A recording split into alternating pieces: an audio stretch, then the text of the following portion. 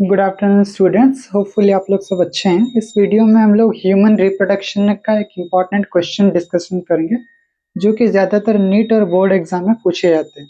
तो इस क्वेश्चन में क्या दिया गया है? Given below 4 statement regarding the embryonic development.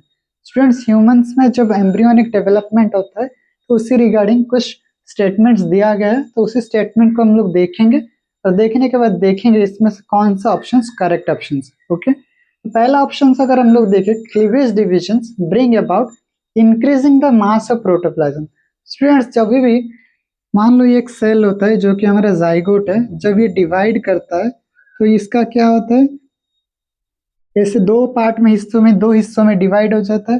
अगर इसका क्रोमोसोम नंबर 2n होता है तो इधर भी क्रोमोसोम नंबर 2n होता है, इधर भी क्रोमोसोम नंबर 2n ही रहता है। मतलब इधर अगर आप ध्यान से देखोगे, जो क्रोमोसोम नंबर है वो इक्वल रहता है, लेकिन जो प्रोटोप्लाज्म है, जो सेल के अंदर जो कंटेंट रहता है वो हाफ हो जाता है, मतलब उसका मास डिक्रीज हो जाता है।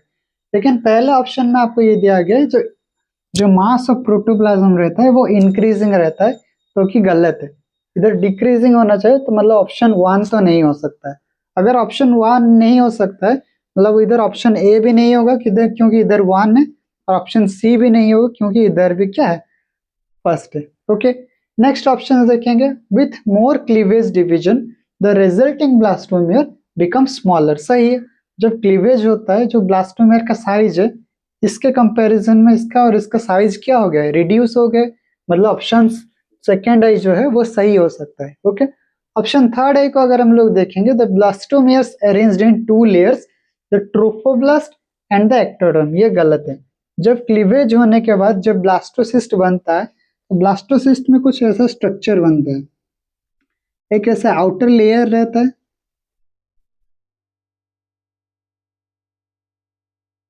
ये जो आउटर लेयर रहता है इसको हम लोग ट्रोफोब्लास्ट कहते हैं।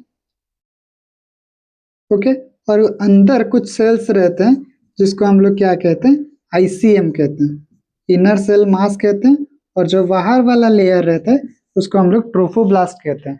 मतलब जब क्लीवेज हो जाता है, जब ब्लास्टोसिस्ट फॉर्मेशन हो जाता है, उधर आपको एक लेयर देखने के लिए मिलता है ट्रोफोब्लास्ट, और दूसरा लेयर आपको देखने के लिए मिलता है इनर सेल मास, लेकिन एक्टोडर्म नहीं देखने के लिए मिलता है। ओके, तो ये ऑप्शन थर्ड आई भी क्या होगा, गलत हो जाएगा। ऑप्शन फोर्थ को अगर हम लोग देखें, जब cleavage division results in a solid ball of mass which is called as morula, ये सही है। जब क्लीवेज होता है, धीरे धीरे जब क्लीवेज आगे बढ़ता है, जब ये 16 सेल स्टेज तक पहुंच जाता है, तो उसी स्टेज को हम लोग मोरुला कहते हैं, जो कि एक सॉलिड बॉल ऑफ मास रहता है। मतलब ऑप्शन आई भी सही होगा, मतलब ऑप्शन 2 आई एंड ऑप्शन आई भी, मतलब ऑप्शन बी जो है वो आपका सही आंसर होगा। ऑप्शन डी भी आपका क्या हो जाएगा, गलत हो जाएगा। तो स्टूडेंट्स, ये था एक इंपॉर्टेंट क्वेश्चन। अगले वीडियो में बहुत जल्दी हम लोग और कुछ क्वेश्चंस के ऊपर डिस्कशंस करेंगे।